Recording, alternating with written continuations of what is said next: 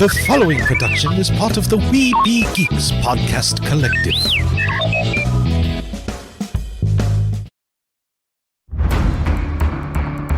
From days long ago, from uncharted regions of the universe, comes a legend. The dream that came through a million years, that lived on through all the tears. It came here, the Fandom Nexus. Fabulous secret powers were revealed to our host as he plugged in his microphone. I have a podcast! Here he is, your Spider-Pan, Jeremy.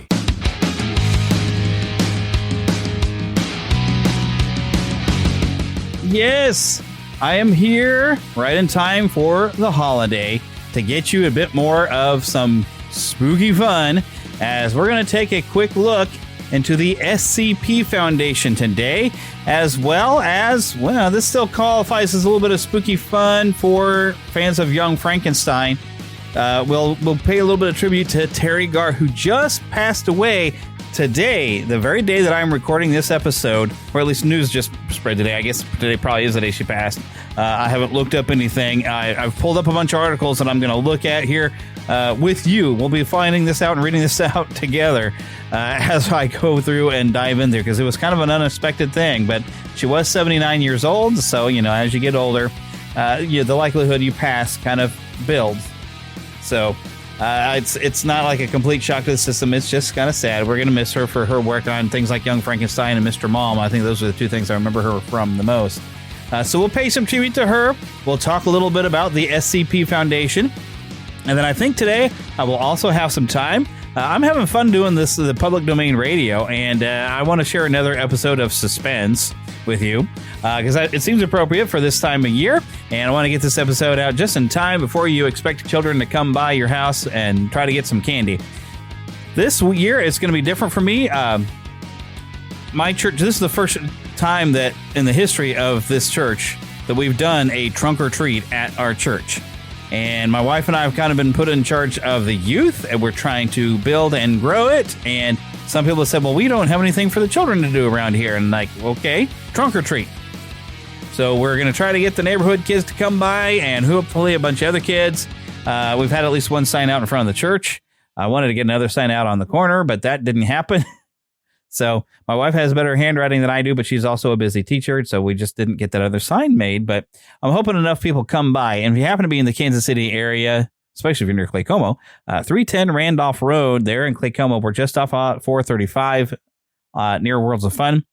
Come on by, bring your kids, and come get some candy with us. We would sure appreciate it. We want this to grow and become a big deal and have kids that get excited to come to visit the church, and bring your parents.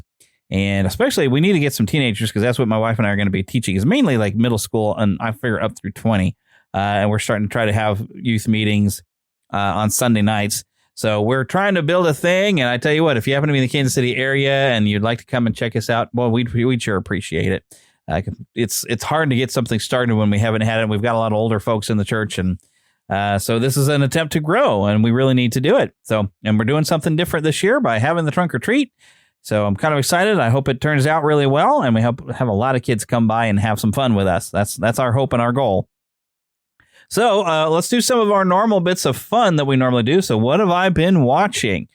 And I'm trying to think, have I watched anything significant other than the Chiefs being 7-0? I know some of you out there, you know, if you're not in Kansas City, you're probably like, the Chiefs. But that's okay. Hey, we're 7-0. It doesn't change the fact we are 7-0 around here, and we're enjoying another good football season. We've just even brought in another good player. I think another on the defensive side. We've just got a new wide receiver that we traded into the Titans, and he performed very well this past Sunday.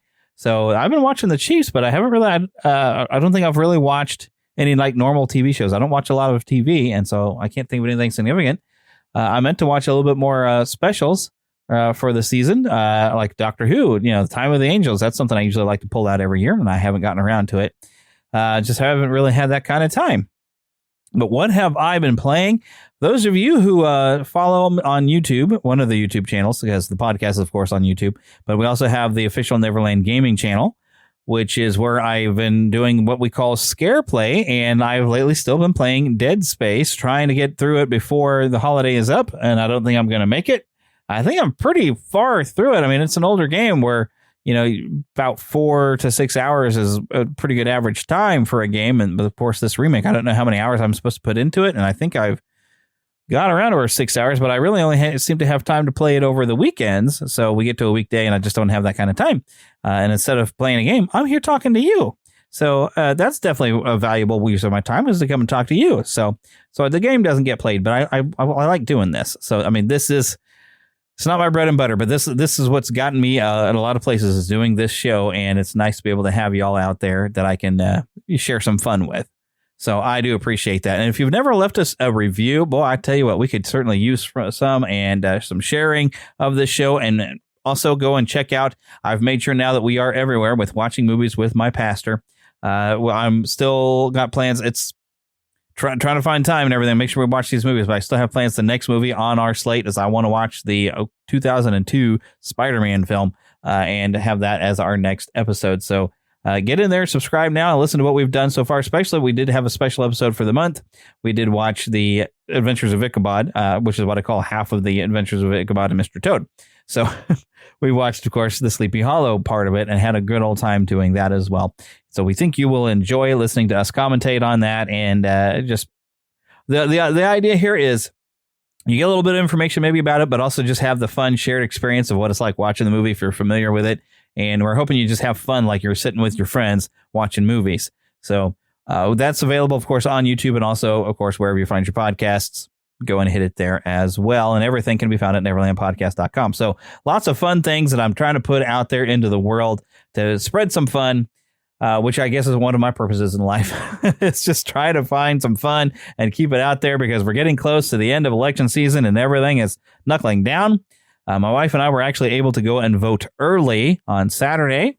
Glad for that. Got it over with. I just wish that meant that I didn't get any more of the text messages, phone calls, or have to see any more political ads, that I was all go away until it's all over and done with. Of course, working at a television station, it means also we have some stuff ramping up to prepare for the news feature of everything's going to go on election night. And I've been trying to work on a project where ABC has sent us stuff. And so I've been trying to film things, and it's not going well right now. To put together our stuff for our election thing. It was kind of a frustrating day with that, trying to get it to turn out, and it's not turning out the way that everybody would like. So I certainly am trying. But yeah, so it's been a frustrating day, but you know what? A good way sometimes to deal with the frustration is to come here and just have some fun with y'all. And so that's my goal. I don't want to complain on this show, but yeah, it's been a very, very busy time. But we got our voting done. But something else, we did do something fun. On Saturday, we went actually with my church. A bunch of us went out to an apple orchard just north of Bonner Springs. And, my wife and I actually had already been out to this same orchard once before and got some Jonathan apples and picked some apples. But we went out there and picked some more apples and had some fun with that. Went out to Cracker Barrel after that to have some lunch. And then Philip likes to do the same. Philip is our pastor. And when you talk about watching movies with my pastor, that is the Philip there. And also Philip tends to be sometimes co-hosting with me on here, although it's been difficult to find times to co-host things because I have like a limited time and I just got to get things going sometimes with the show, so I haven't had to have him on here in a while. But he is the pastor of Watching Movies with My Pastor, but he's done this thing even since when he was a children's pastor, where we have Apple Fest. And Apple Fest, we watch the Disney Johnny Appleseed, because there is some good values in there. And John Chapman, of course, had a great faith in the Lord. And so we like to sing along, too, with it. But we do that, and then we eat a lot of different apple foods and treats. And my wife made a lentil soup with apples in it. And someone else made some pork with apples in it. So it's like roasted some pork with some apples to kind of flavor it. And it was pretty good. I think there was also a potato soup, but I think potato soup didn't have any apples in it, but that's okay. I made a Chex Mix that didn't have any apples in it as well. So, but yeah, lots of apple goodies and all kinds of fun. And we just have a great time on a Sunday evening watching a movie and talking about, Philip's always got a good lesson he shares about the apples. And it's a good way to teach the Trinity of an apple. So, but yeah, so we did that on fun, got my voting done, and so that's kind of what we've been doing this week. And now, though, it is time, of course, to talk about this here show and some stuff we're going to go on and do. Now, of course, I do want to remind you about W.GG.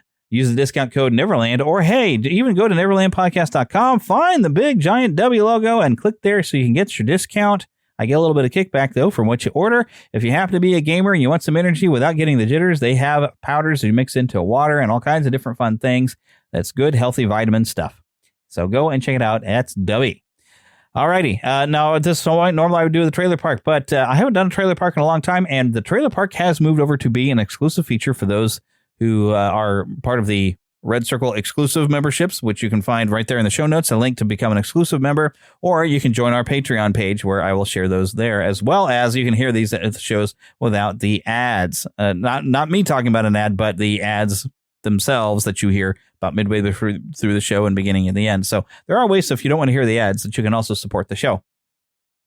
But okay, I'm going to switch gears to where I was going to go straight into the SCP, but as I mentioned before, Terry Garr passed away, and I've got to allow ads on a page in order to read about it. So just give me a second here. There we go.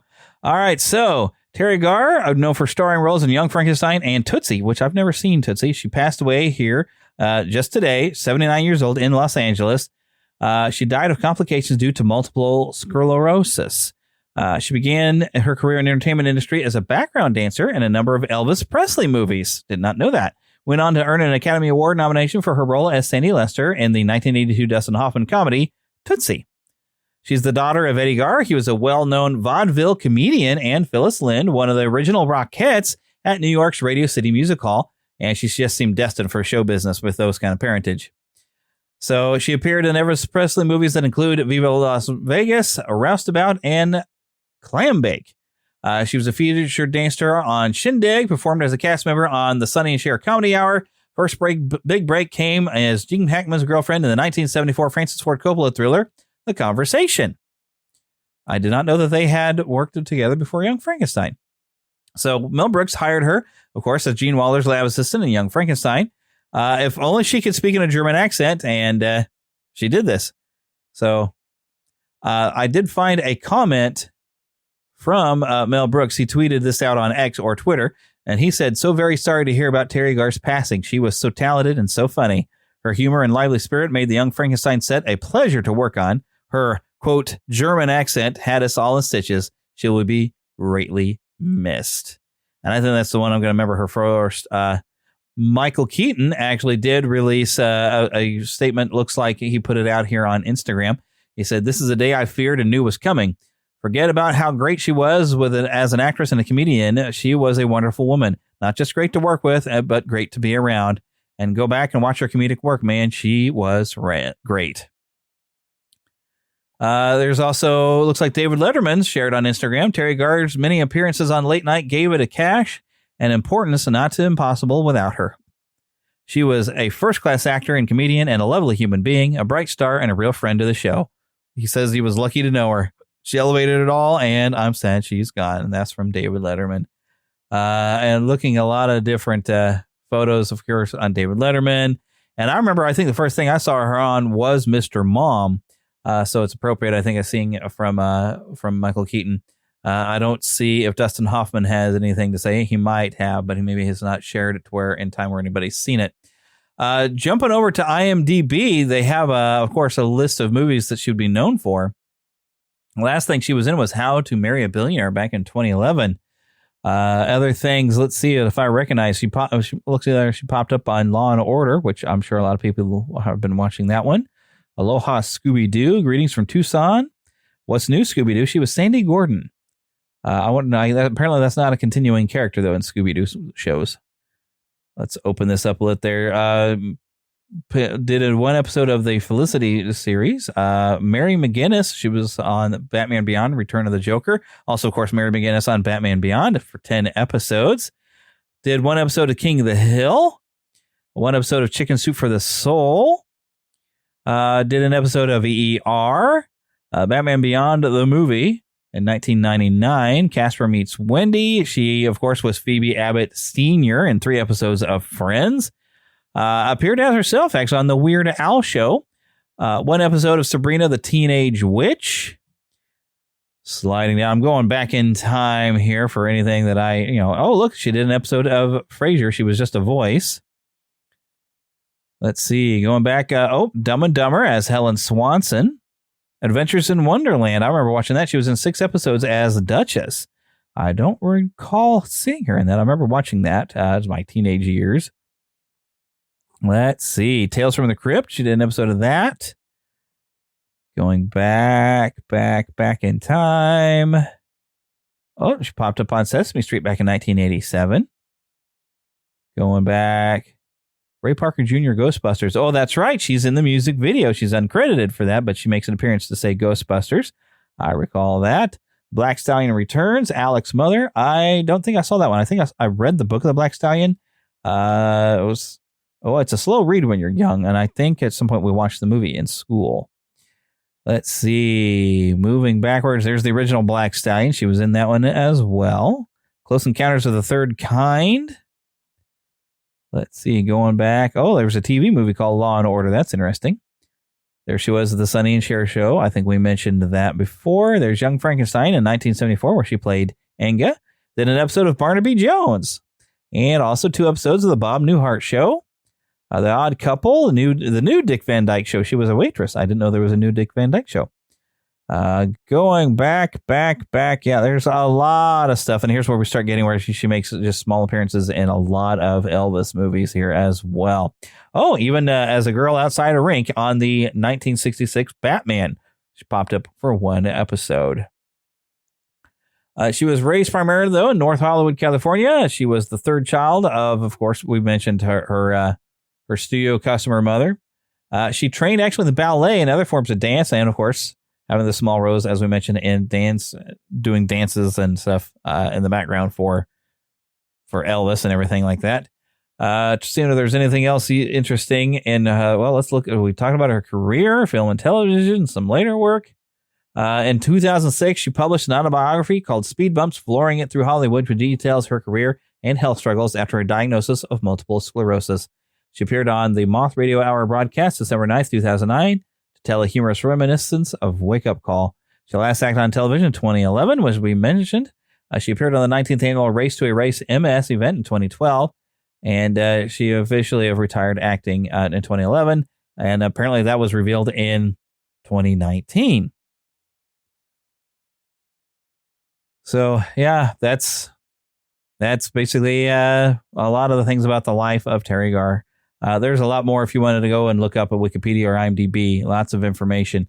But yeah, I mainly know her from like those 2 movies. So from Mr. Mom, which she's kind of funny in that one, but really it's Michael Keaton's movie. Young Frankenstein, she's very funny as Enga, and I'm always going to, I think, appreciate her more for that. So she would have been about 30 years old when that movie came out. So that's, I think, the youngest I've ever seen her. But now I'm curious on Elvis movies. I want to look at a background dancer just to see if I spot her. All righty. Well, before we get into the SCP Foundation, well, you know what? I mean, I was going to break for a commercial. Well, that's not. We'll break for a commercial after this, and when we hear some radio fun. But let's jump into some more spooky content with the SCP Foundation, which has its origins around 2007, 2008. So the SCP Foundation started as a collaborative writing project in the early days of internet creepypasta culture. I feel like I should have looked up where did creepypasta come from. I was talking to my wife about this, and my guess is that creepypasta is like you have a lot of people who are getting together to make, because a pasta is a lot of mixture of different things. And it's like a lot of people getting together because since it's a collaborative writing, you do something creepy that's like a pasta that a bunch of people are cooking or adding their own ingredients and different ingredients into the pasta. That's at least what I've kind of taken, almost like a salad. That's where I'm thinking creepypasta came from, but I don't know that I'm accurate about that. I should probably find that out one of these days. It originated, though, not creepypasta, but the SCP Foundation on 4chan's X board dedicated to paranormal topics in 2007 with a post about SCP-173.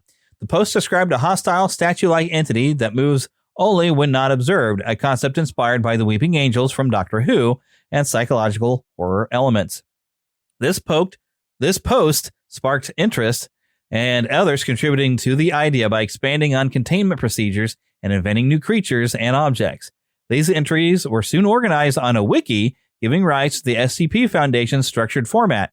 In 2008, the project moved to its own website, scp-wiki.wikidot.com, where it evolved into a collaborative storytelling universe with hundreds of authors adding entries across genres. At its heart, the SCP Foundation describes a secretive, pseudo-governmental organization dedicated to securing, containing, and protecting anomalous entities, objects, and phenomenon referred to as SCPs.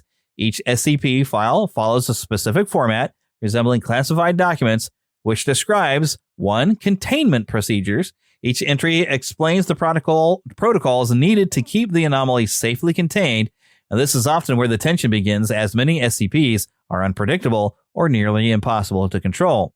2. Description. A detailed summary of the SCP's physical properties, behaviors, or supernatural traits.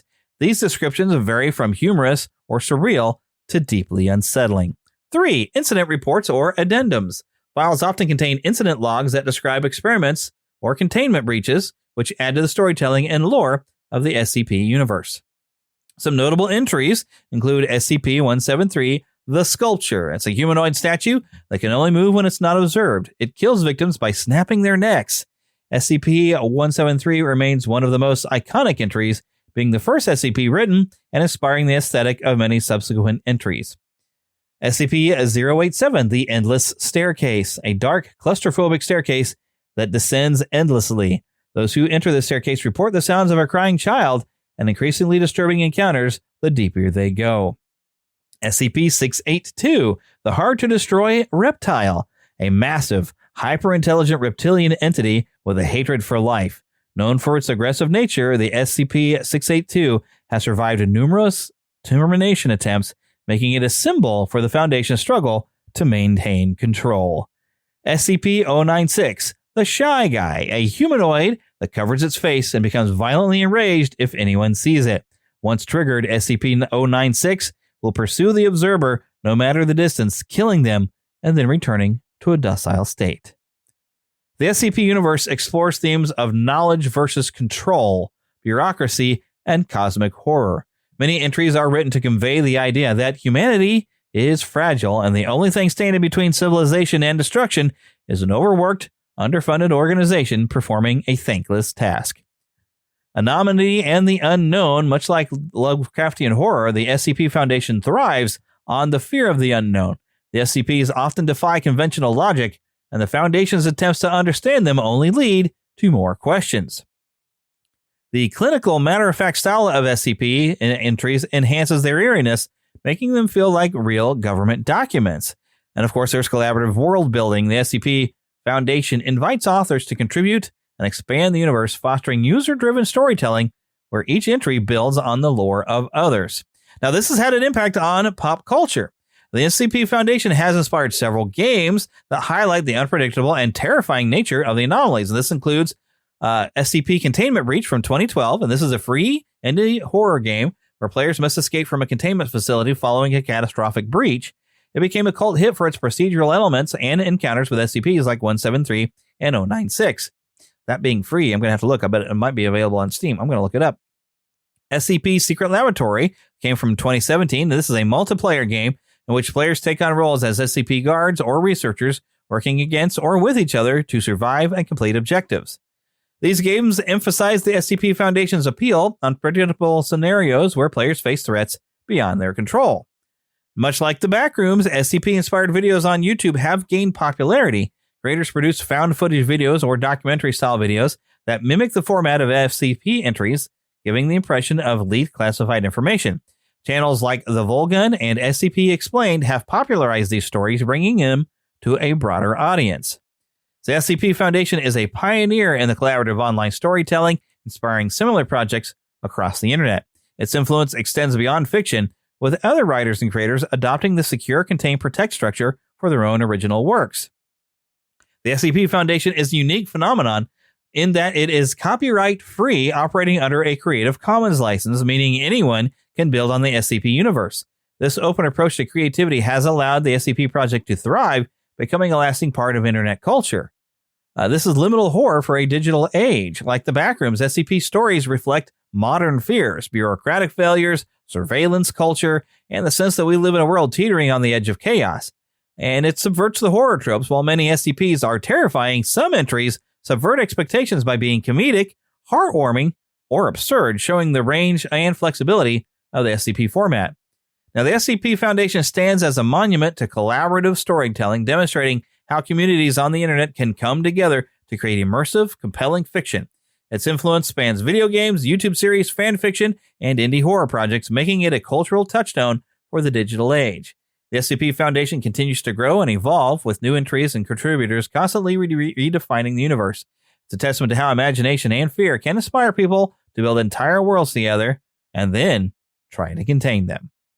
Now, when I first started seeing stuff about SCP, I was watching people play games, and that's where I first found it. But it does remind me a lot of Men in Black, or if you've seen the Hellboy movies, you have the RPD within Hellboy. Am I getting that right? Am I remembering? It's been a while since I watched Hellboy. That's something else that's fun to pull out in October. It's actually a pretty good movie. But there are things that go bump in the night, and we are the ones that bump back. I remember that line from the film, and I enjoyed the first movie way back. The second one was still pretty good. I didn't watch any of the movies after that because I haven't heard that they were really that great. So I've left them alone. I did read some of the original Mike Mignola comics, and they were interesting. They build on a lot of old folklore. And so maybe they're hunting down some monster out of folklore, that kind of thing. It's really, really kind of neat. So really good stuff.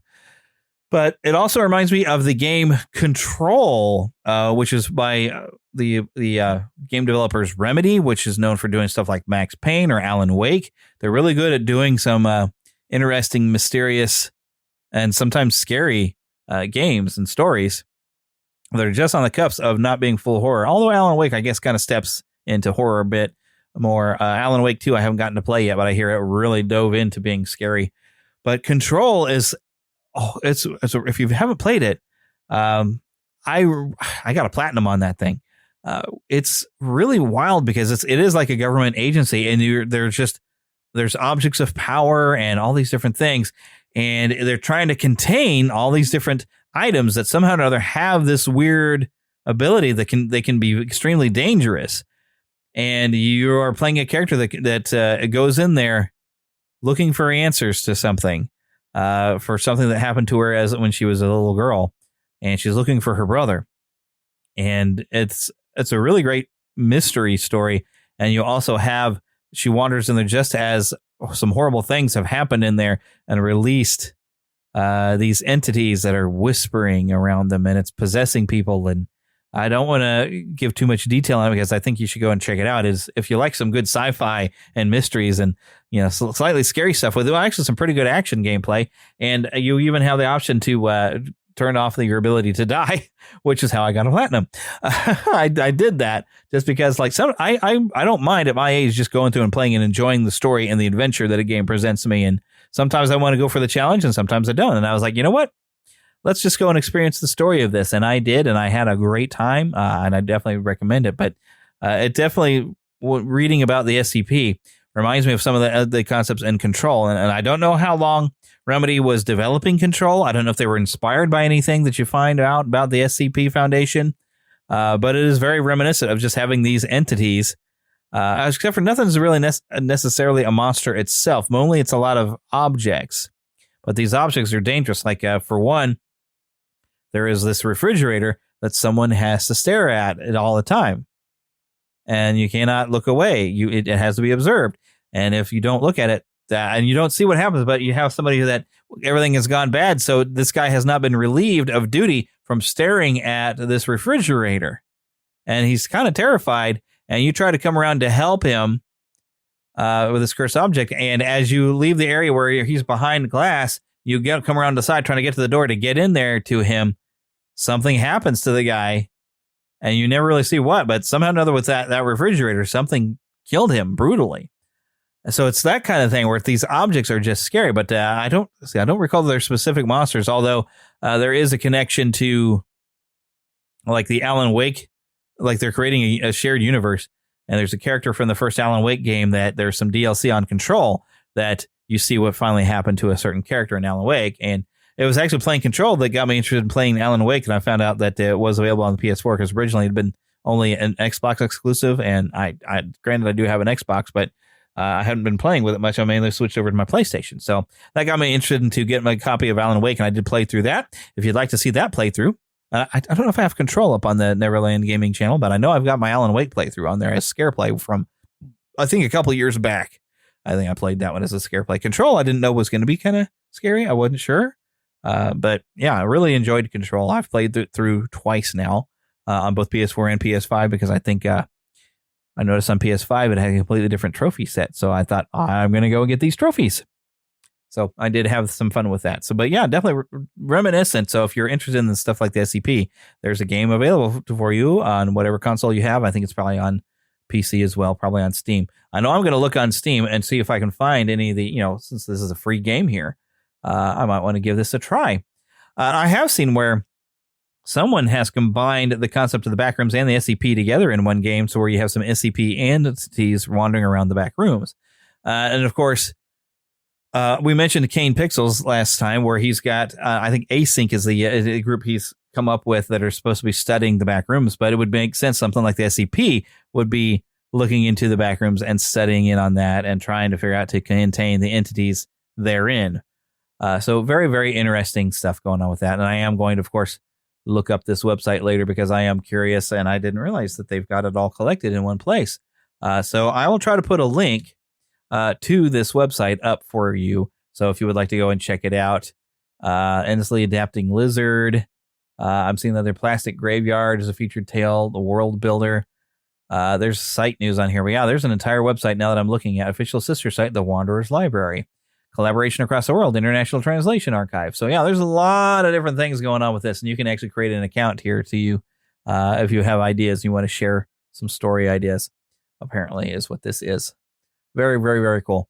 All right, but I do have time to share some fun with an old public domain radio program. We're going to listen to another episode of Suspense right after this commercial break. He-Man and the Masters of the Universe will be back right after these messages.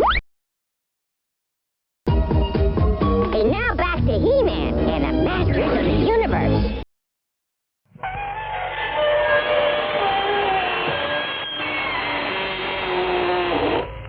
Good evening, friends.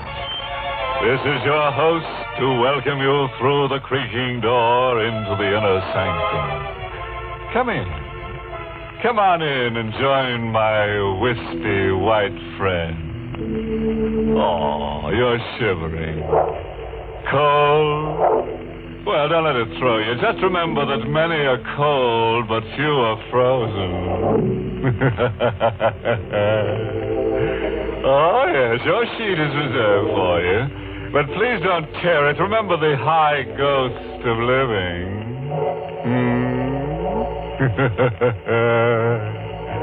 Now, if you've got some time to kill, let's kill it.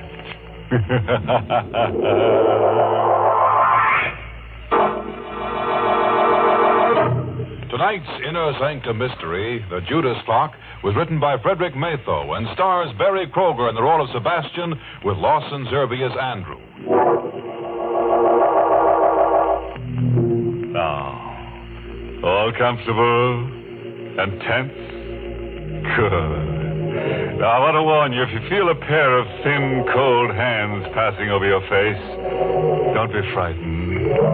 The hands belong to a clock. A monster called Cleopatra's clock. It's a very unusual clock. For years, it's been giving people the works. The story is really the story of Sebastian Packer. Since this clock can only murder, since it can't talk, we let Sebastian speak for it. I'm a clockmaker. I carry on the profession my father taught me in London. I like clocks, all that is but one. For 30 years, I've looked for a certain clock and a certain man. The clock is known to collectors as Cleopatra's clock. The man I swore to kill when, as a boy of 14, I closed my father's glazing eyes and wiped the froth of blood from his lips. Last night, I found Cleopatra's clock. Tonight, I may have found the man. I'm told you're an expert clock repairman, Mr. Packer, madam. Well, yes, I suppose I am. Well, I have a clock. Rather, my husband has. Yes? And it hasn't run for years. Would you have a look at it? Well, can't you bring it in? Oh, heavens, no. It weighs 500 pounds. One of those huge marble things. Italian Renaissance, I'd say. Marble? Italian? Could you describe it further? Well, it's rather unusual. Black marble, heavily carved with strange Egyptian characters. The ivory face has a beautifully etched scene on it, but it's a gruesome one. Gruesome? What kind of scene? It's a picture of a woman, a beautiful woman, and she's holding the limp form of a young man in her arms. Yes. It's ghastly.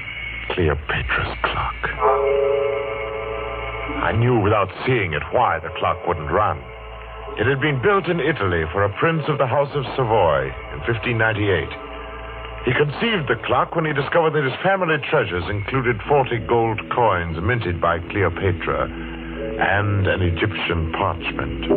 A parchment describing in horrible detail the death by poison of Cleopatra's young brother. The 40 gold coins were those Cleopatra had given a trusted servant to administer the poison to her brother. The writer of the parchment had slain the servant for his treachery and carried the coins with him to Rome. The Cleopatra clock was made to run only when the 40 gold coins were in place in the clock's hollow weights. 20 in each weight. And the coins had been in my possession since the day of my father's death. Well, Mr. Packer, can you fix it? What? Oh, sorry. Daydreaming. Yes, of course. Does Mr. Arnold. Does Mr. Arnold know that you're having the clock repaired? No, we've only been married a few weeks, and I'd like to have it working when he comes back to town tomorrow. Sort of a surprise. I see. I'll be there in half an hour, Mrs. Arnold.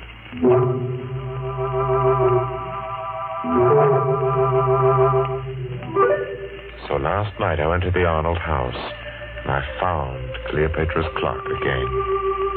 It's 6 feet of black marble, glistening. Its pendulum, motionless. Its hollow weights, empty. And waiting. I started to work. Foghorns from the East River sounded much as I remembered they did in London. And suddenly I was back there on a fateful day about a fortnight after the clock had first been uncrated by my father. I was in the shop when the man from Scotland Yard stepped in. He walked straight to the clock and stared at it. Good afternoon, sir. Does the clock interest you? Very much. When did you acquire it? A cousin bought it at auction in Italy, and I'm displaying it for sale on consignment. My name's Pettibone, Scotland Yard. I've been looking for this clock for a month. It was stolen in Italy. Stolen? Yes, Mr. Packer, and worse. Murder was done. You know, I'm afraid you've involved yourself in a bit of something here. Murder? I'm taking possession of the clock in the name of the Crown. I shall never forget the look of horror on the detective's face as he laid his hand on the clock's carved column. It froze there while his face drained pasty white and his eyes bulged. He opened and closed his mouth soundlessly and crumpled to the floor, his hands to his throat. He was still and twisted and very dead. Mr. Pettibone had died of a heart attack the moment he took possession of the clock. My father wanted time to think, so I helped him drag Pettibone into the stockroom. I went to my quarters. I dozed fitfully to awake hours later at the sound of angry voices. Well, Cousin Andrew, you've done me a fine turn, haven't you? I've told you I didn't mean to kill the old girl. It was an accident. And don't talk so loud. The boy will hear us. You killed her as soon as you learned that she'd made out a will in your favor. And then when you thought it was safe, you sold all her furnishings and sent the clock to me to sell. All right, I did. And you're in it to the ears. I'll go to the police. And how will you explain poor stiff Mr. Pettibone lying in your stockroom all this while? Well, Besides, there's nothing to fear. Now that Pettibone is gone. He was the only one who suspected me. Now, You're the only one who knows. I'll crate this cursed black monster tomorrow, and you leave with it. And will you also crate Mr. Pettibone? Oh. Look, I have a plan. Here, sit down in this chair right here, and I'll show you how we can solve the whole thing. My young heart beat with a wild dread as I listened. I could only see Cousin Andrew's back, but I could see Father seated dejectedly in the chair near the black marble clock, his head in his hands. It was midnight. All the clocks in the shop began striking the hour, and louder than all the rest was the chime of the evil clock. If only then I'd known, I might have done something. 8, 9, 10, 11, 12. And before my horrified eyes, the heavy marble piece leaned slowly from the wall and crashed across my father's back. Cousin Andrew stood facing my father as the clock pinned his frail form in the crushed chair. It choked him. He made little, pitiful sounds, his eyes begging for life. But my cousin Andrew just stood his back to me and watched. Wandering sinners, you die hard. Then Cousin Andrew ran from the shop, crying for help and claim an accident. I raced into the shop. My father was dead. I choked back my tears. I closed his poor, staring eyes. Then, for some reason, I thought of the coins in the clock's weights. I took them and I ran from the shop, the blood-stained gold pieces jangling merrily in my pocket.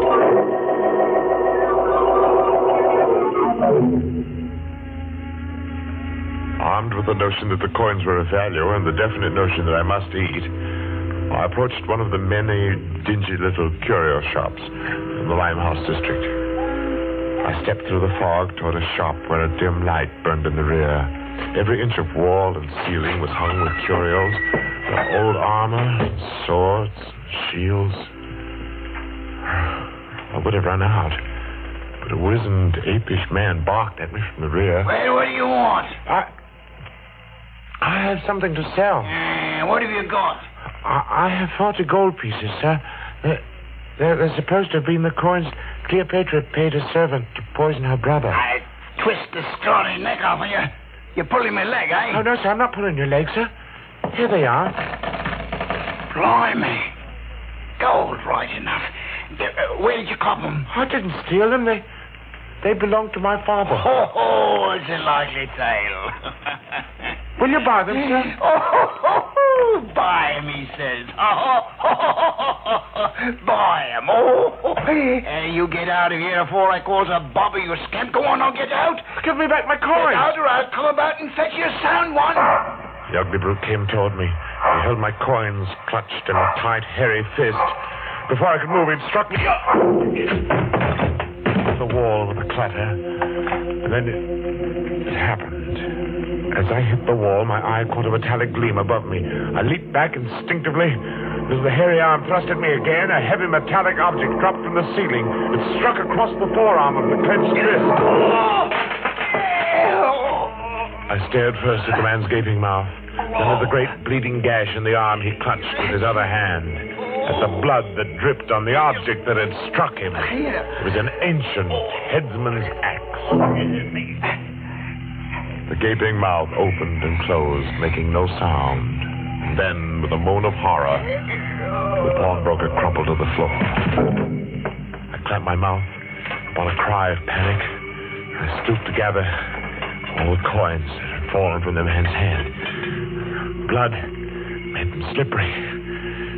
Thrusting them into my pocket, I stumbled, whimpering in fright, through the shop and into the night.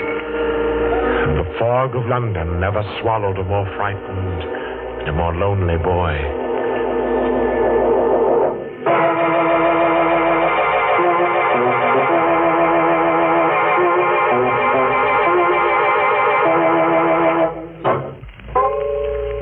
I hadn't touched those horrible coins since the day the storekeeper's wrist had been cut by the falling headsman's axe.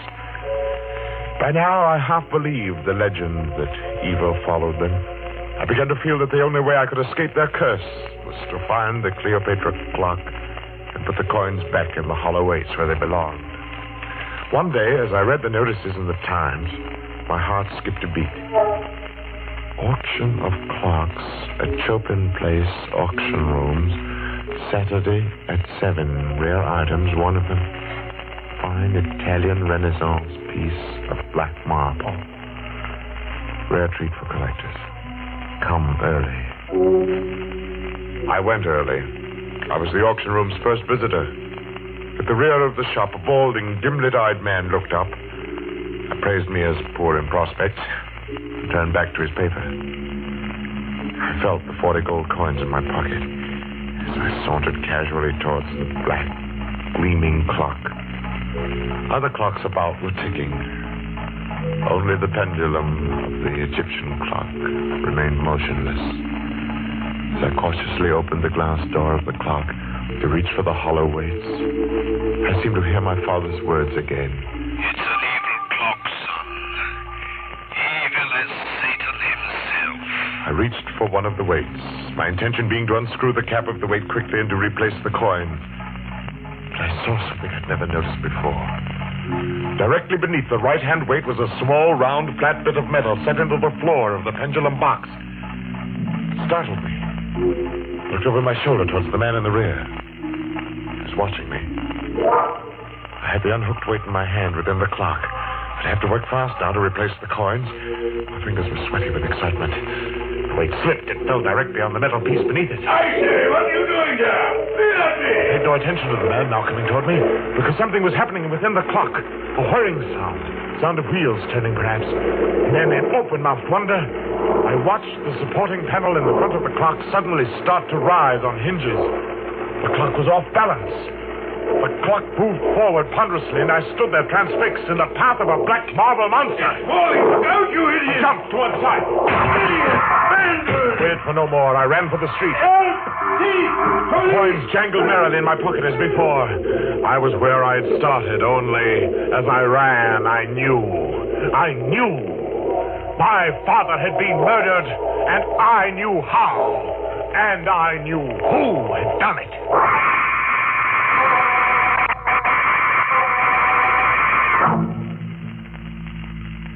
I walked for miles, trying to pull myself together. I wandered aimlessly, or so I thought.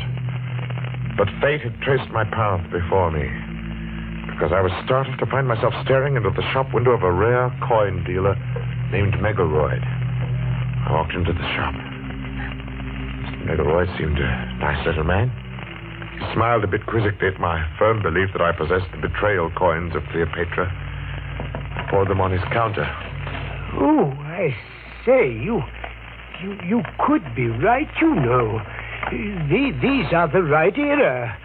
Oh, I say, suppose they were. Let me put a glass to them. Would they be worth a great deal, even if they weren't? Well, let me see. Oh, yes, gracious, yes, they are nearly new. Fine condition. They should be worth a great deal as collector's items. Well, Mr. Megaroid, I feel there's something I ought to tell you about these pieces. Yes? That's not important. Oh, well, now, just a moment. I have a catalogue on this Egyptian era in my show window. I'll fetch it just a jiffy. The coins lay on the counter. I watched Mr. Megaroid run down the aisle.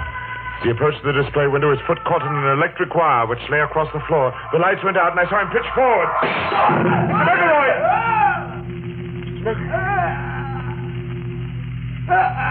The street light peered through the broken plate glass. It made across a grotesquely sprawled form in the shop window. I needed no more light than there was to see what had happened. The upper half of the heavy plate glass had broken and dropped flat against the solid lower half. Mr. Megaroid lay as the pawn shopkeeper had, holding with one hand the bleeding forearm he had pushed through his plate glass window as he tripped. The gold coins were on the floor, covered with blood once again.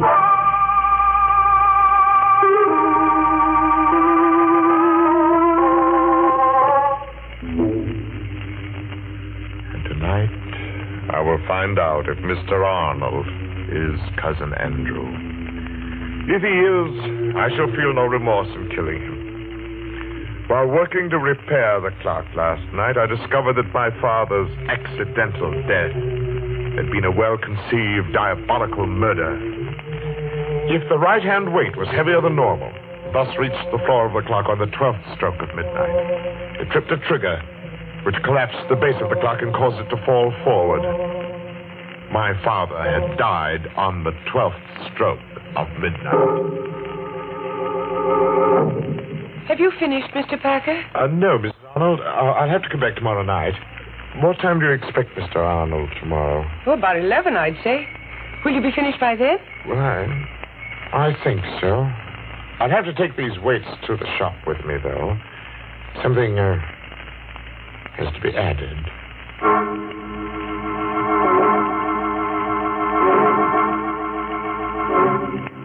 I put the coins in their place within the weights. Not 20 in each weight, but 20 in one and 10 in the other. The other 10 coins are in my pocket. In another pocket, I have a small 38, although I don't plan to use it. I have a 30-year-old date to keep.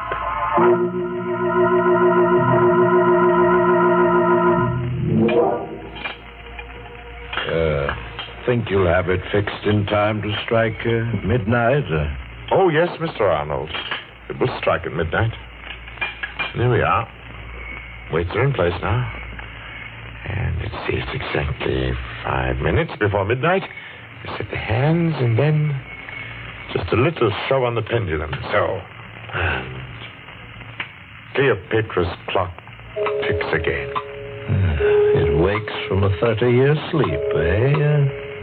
Cousin Sebastian? Cousin? Well, that's what I wanted to tell you.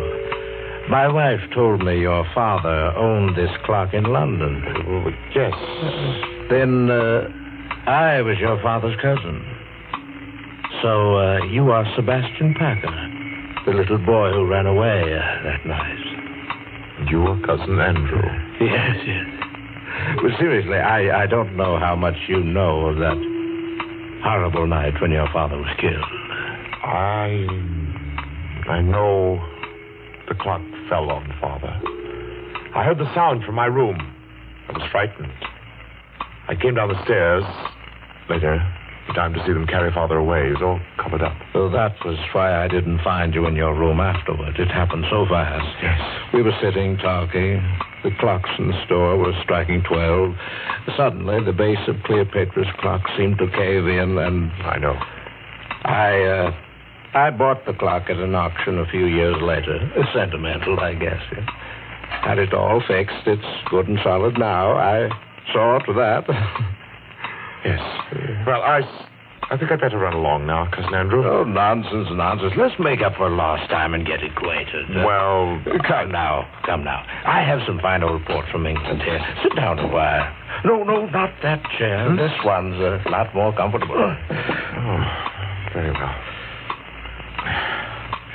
It's a funny thing, when you work with clocks as long as I have, you get to be quite philosophical about time. Oh, is that so?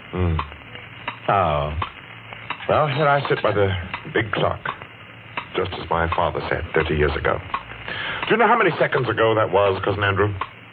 No, do you? Well, 350,360,000 seconds in 10 years. That would be 946,080,000 seconds in 30 years. You've got quite a mechanical mind, Sebastian. Here, try this port here. Okay. Here's to Father.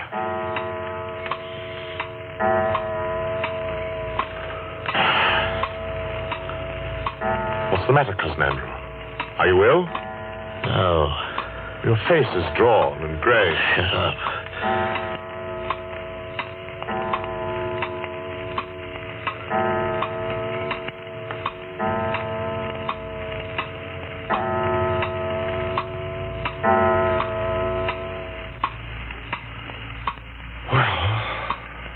Andrew, it's late. It's after midnight.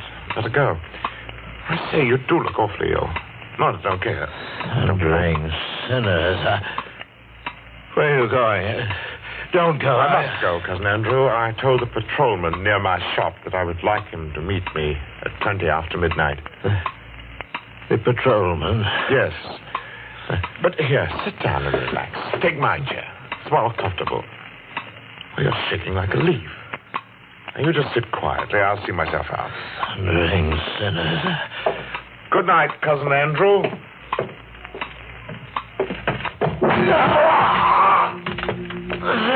Sebastian! Get it out! Get the clock on me! You die hard, too, don't you? It was just a matter of timing. I set the hand a minute fast, and the weight didn't touch your clever little spring device till just now, because it's lighter by 10 pieces of blood-stained gold from the coffers of another murderer, Cleopatra. Rest easy, Father.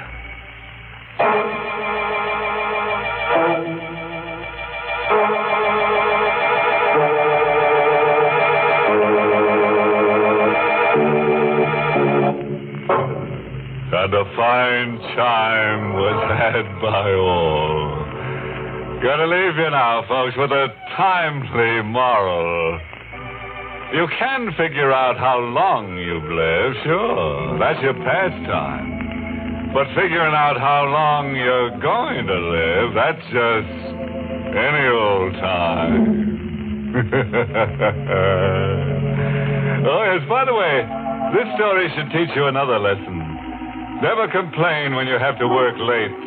Remember that overtime is certainly better than undertime.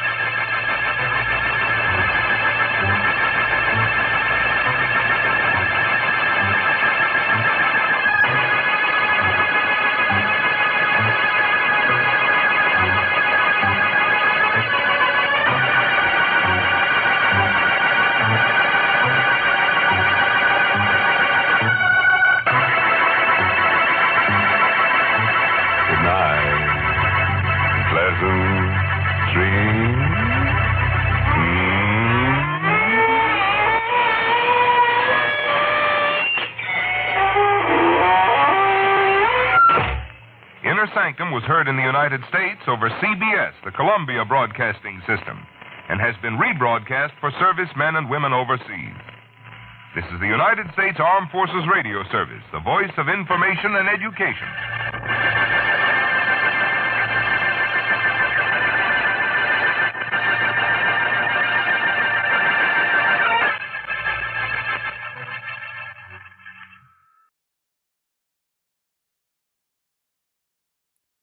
All righty. Well, I hope you enjoyed that. And now, of course, I want to remind you about Podgagement real fast. That is Daniel J. Lewis's company. If you happen to have a podcast, you want to be able to get your reviews from around the world and make it easier for people to leave reviews. In fact, if you look right there in your show notes, you'll find links right there to leave a review, even on neverlandpodcast.com. Like the show in there. You can like and you can subscribe right through a Podgagement. It is a very nice service. He makes it very, very convenient to put everything very well contained and help you get your show out everywhere and make sure you get your reviews that are out everywhere sent to you on email. So yeah, you can leave reviews for this show and also for I've got Podgagement I'm also using with the Watching Movies with My Pastor. Very nice service, very, very easy fee that you can pay just once a year. It's a great service for the price. It really is. So, of course, remind you, of course, to go to neverlandpodcast.com to find all those links, of course, and also for Debbie. We want to thank Karen Kennedy, Ricky Pope of Christian Nerds Unite, and Darren Wilhite of the Wilhite and Wall Show for helping me out with the intro. Don't forget, you can email us, podcast@neverlandpodcast.com. We are on Twitter or X as the Neverland PCast. Also on Facebook as the Fandom Nexus. I think you can look up Neverland Podcast and find us there as well. We also do have a group. I'm able to interact more with the group. And also, we got a lot of fun stuff from Jonathan of Diz Radio. He shares a lot into the group as well. He's I don't know how he finds all these different movies that he watches off of even Disney Channel and just obscure things. He was sharing all kinds of different stuff that I'd never even heard of. It's just kind of fun to look at and say, what in the world was this? Because he's got a library of different things that I don't know where it comes from. Also, of course, you can join the Neverlanders. You can become an official Lost Boy or Pixie. Become a Pixie because girls are too clever. They don't get lost. And don't forget that you can donate at patreon.com/NeverlandPodcast or join our exclusive membership on Red Circle. All this is in the show notes. Go and check it out and click in there, and I do appreciate it. And you will get bonus content in there. But that wraps up the show for this week. I'll see you in November. And until I see you in November, get lost in an adventure. And we'll see you next time.